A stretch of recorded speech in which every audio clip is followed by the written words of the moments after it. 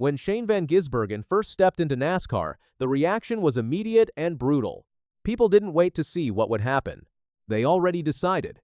He was labeled as a road course specialist, a driver who could dominate left and right turns on technical circuits, but would struggle the moment things became simple, just turning left over and over again on an oval.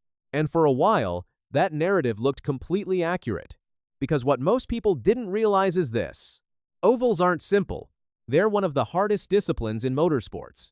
There's no heavy braking zones to reset your rhythm, no complex layouts to give you time to think. It's constant speed, constant pressure, and zero margin for error. You either trust the car completely, or you fall behind instantly. And early on, SVG didn't have that trust. But before we get into that struggle, you need to understand who he really is, because SVG didn't arrive in NASCAR as a beginner. He came in as one of the most accomplished drivers in the world. Before America, before stock cars, before all the headlines, he had already built a legendary career, dominating Australia's Supercars Championship, winning major endurance races, and proving himself against some of the best drivers on the planet. He had speed, he had control, he had experience. But NASCAR, that was different. In 2023, he got his first real opportunity, a one-off race at the Chicago Street Course. No expectations, no pressure, just one shot.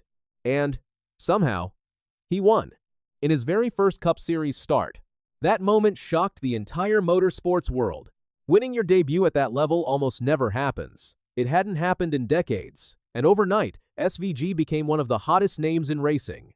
But here's what many people missed at the time. That race played directly into his strengths. It was a road course. The real challenge was still waiting. When he made the move full-time into NASCAR, everything changed. On road courses, he looked unstoppable. Smooth, precise, dominant. Exactly what you would expect from a world-class driver.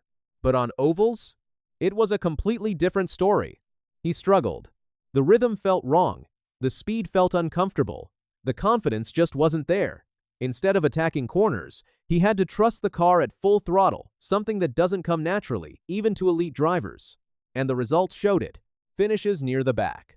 Mistakes under pressure. Moments where he looked like he was still trying to figure out what the car was going to do next. But here's what separates him from most drivers. He didn't hide from it. He didn't make excuses.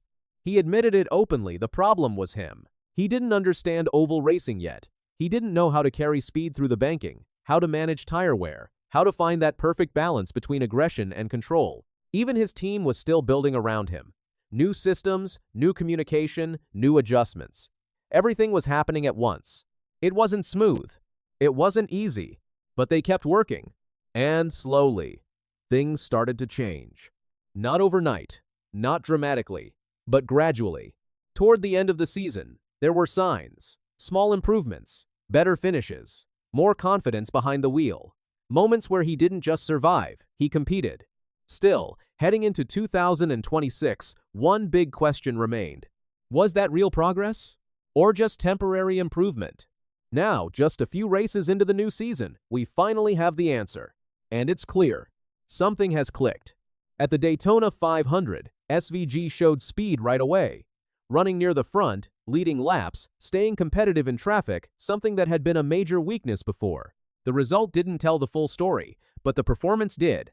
Then came Atlanta, and this is where everything started to shift. Because Atlanta wasn't just a good race, it was a statement. He fought through chaos, went off track, lost positions, and still managed to recover and finish near the front. That's not luck. That's racecraft. That's confidence. That's understanding how to handle an oval race. From that moment on, the conversation started to change. At Phoenix, even after spinning, he recovered and stayed competitive.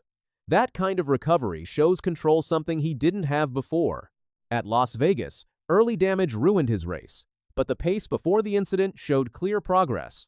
At Darlington, one of the toughest tracks in NASCAR, he improved significantly compared to previous seasons. And then Martinsville, a track where precision matters more than speed. He started near the front, ran consistently in the top group, collected stage points, and stayed competitive all day. At one point, strategy even pushed him close to the lead. That's not survival anymore. That's competing. Now look at the bigger picture. He's sitting in a strong position in the standings. Not because of one big win, but because of consistency. Race after race, he's delivering.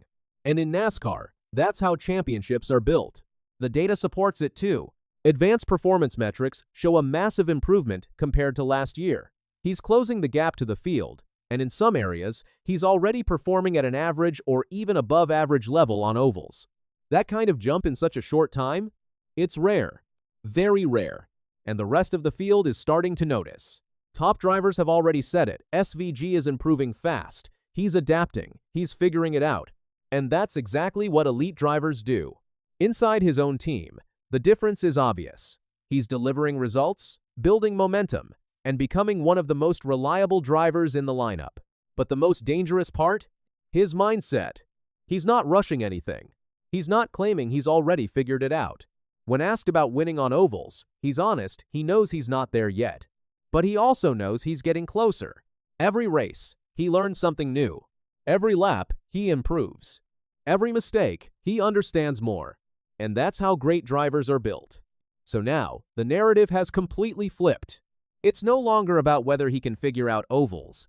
That question is already answered. The real question now is this: how long before he starts winning on them? Because once that happens, Shane Van Gisbergen won't just be a road course specialist anymore. He'll be a complete driver. And when that moment comes, the rest of NASCAR is going to have a serious problem.